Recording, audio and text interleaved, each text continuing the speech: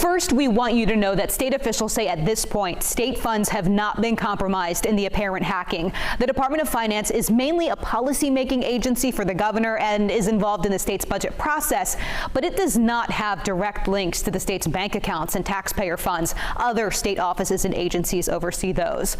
All of this comes after a Russian-affiliated ransomware group called Lockbit reportedly claimed the California Department of Finance was one of its victims. The group apparently threatened to leak data if their demands were not met by December 24th. It's not clear exactly what those demands are, but cybersecurity experts say usually it's money.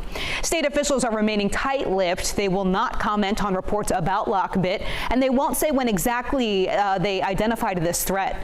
Our sources say the state identified the attack in its early stages and say servers are back up and running at the state's Department of Finance. Their website is also back online.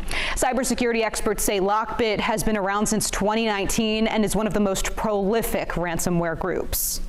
And the way these attacks typically unfold is the ransomware group will first try to steal a copy of the data. And then once they've done that, they will try and lock and encrypt the target's networks. So perhaps in this case, they were successful in stealing data, but their attempt at encrypting the systems was detected and blocked, which could explain why things got back to normal so quickly.